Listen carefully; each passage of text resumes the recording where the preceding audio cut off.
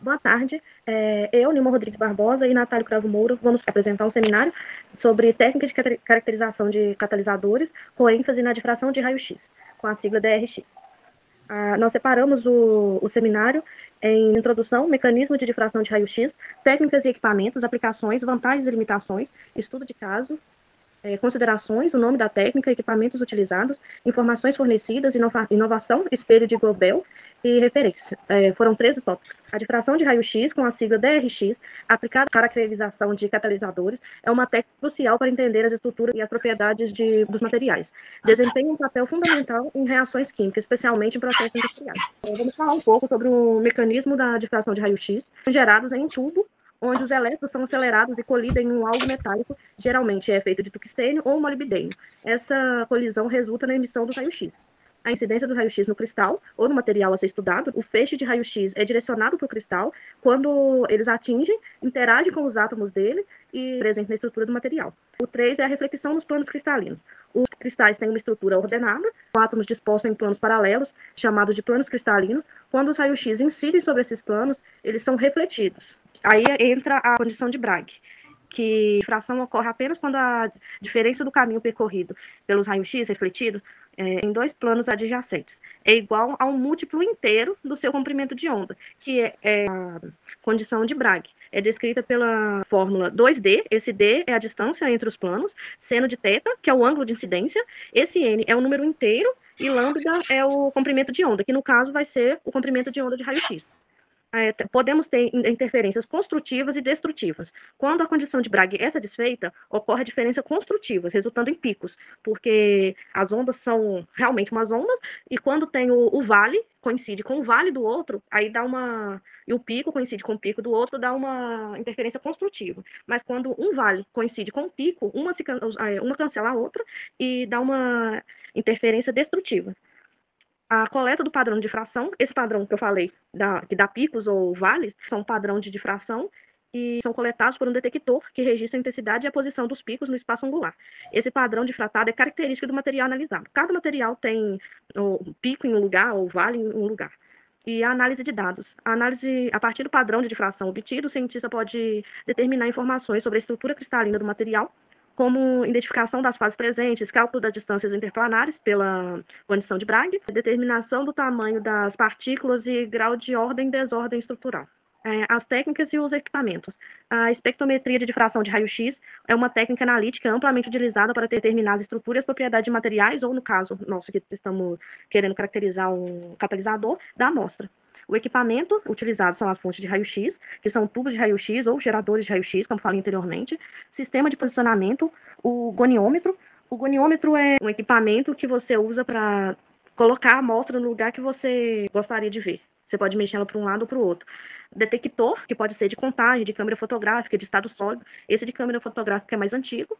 Sistema de análise de dados, que pode ser softwares de análise. Câmara de difração, amostradores e suporte. Sistema de resfriamento é opcional, porque tem algumas amostras que precisam ser estudadas em temperaturas mais baixas.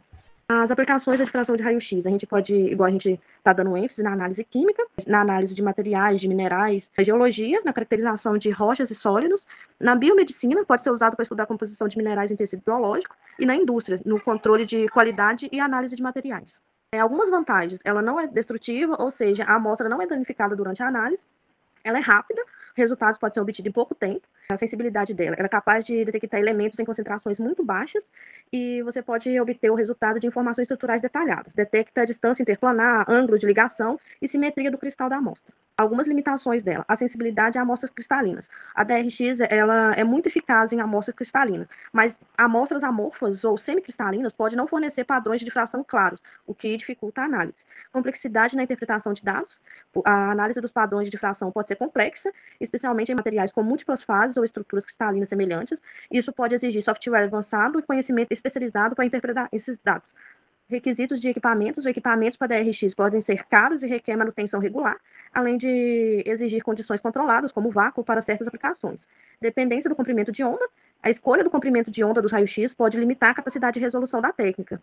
Quanto menor o comprimento de onda, melhor é a resolução. Mas quanto menor o comprimento de onda, mais difícil é para a gente trabalhar. com isso. Os raios-x com comprimentos de ondas diferentes podem proporcionar informações diferentes sobre a amostra. A gente vai trazer agora um estudo de caso sobre catalisadores à base de platina. São amplamente utilizados em reações de hidrogenação e oxidação, especialmente em processos petroquímicos e na produção de combustíveis. A eficiência desses catalisadores depende fortemente da sua estrutura cristalina, tamanho das partículas e distribuição das fases. O estudo que a gente trouxe, o objetivo dele foi caracterizar um catalisador de platina suportado em alumina, para entender melhor sua estrutura e propriedades, visando otimizar a sua atividade catalítica. A metodologia usada nesse estudo foi a preparação da amostra, né? O catalisador foi sintetizado através da impregnação do suporte de alumina com uma solução de sais de platina. Após a secagem e calcinação, a amostra foi preparada para análise de DRX.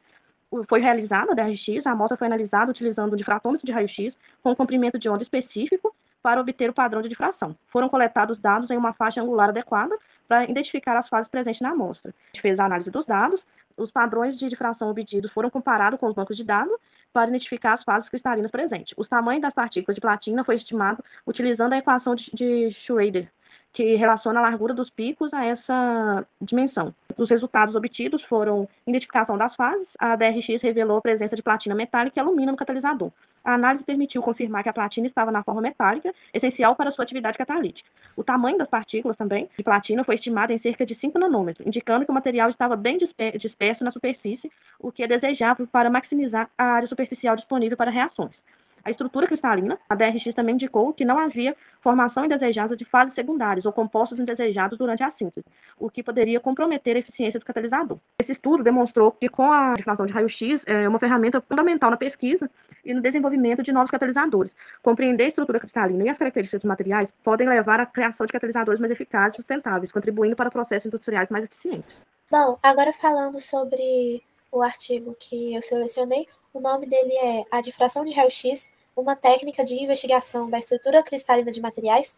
O nome da técnica utilizada se chama difração de raio-x e tem como sigla XRD, que é de X-ray reflection, ou DRX, que é difração de raio-x. O principal equipamento que foi utilizado nesse artigo é o difratômetro de raio-x. Ele é um difratômetro em pó que apresenta 3 partes principais, que são os tubos de raio-x, que normalmente eles são alvos de cobre que fornecem radiação, o porta-amostras, que é onde o pó cristalino é depositado, e ele é mantido em rotação, pois assim garante uma boa estática de contagem, e o detector de raio-x. Como eu disse, o exemplo citado no artigo é esse difratômetro que eu coloquei na foto, que ele é o difratômetro Bucker D8 Advance, e ele é configurado para medidas em pó. A difração de raio-x, ela produz um difractograma, que é esse gráfico, que é a intensidade que está no eixo Y e o ângulo que está no eixo X. Ele funciona como se fosse uma impressão digital da fase cristalina. E para os catalisadores, as principais informações que podem ser extraídas são a identificação das fases cristalinas presentes. Um exemplo é, ao caracterizar um catalisador de óxido metálico, a DRX permite confirmar se o composto ativo, como por exemplo nesse gráfico, o óxido de cobre, ou a fase suporte, como o óxido de cério, estão na sua fase cristalina desejada. Já se ocorrer uma formação de fases secundárias ou ocorrer outros óxidos ali no meio, esses picos extras aparecerão no difractograma. E esses picos indicam que ocorreu contaminação ou interações que não são desejadas entre esses componentes. Outra informação que pode ser detectada é a determinação do tamanho desses cristais, que é, conforme a equação de Schrader, o alargamento dos picos de difração está diretamente relacionado ao tamanho do cristal.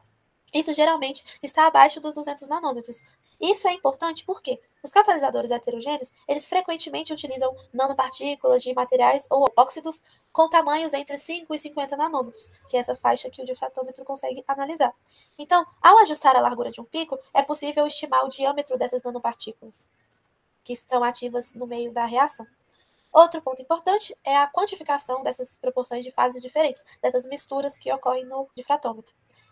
Isso basicamente ocorre em catalisadores bifásicos ou sistemas. Então, o método de refinamento permite estimar essa fração da fase cristalina na amostra, e isso é fundamental para relacionar a estabilidade estrutural do composto com o seu desempenho catalítico. Isso acontece especialmente após os ciclos térmicos ou sob condições de redução ou de oxidação.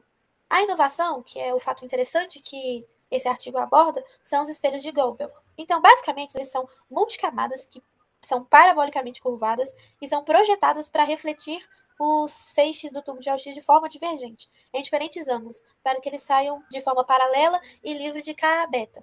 Assim, eles produzem um feixe monocromático de alta intensidade. São interessantes, pois quando a superfície da amostra ela não é perfeitamente plana, o feixe paralelo ele reduz os efeitos de espalhamentos indesejados. Então, mesmo que a estrutura ela não seja plana, os feixes eles não ficam indo para todos os lados, eles conseguem focar em um ponto específico dessa amostra.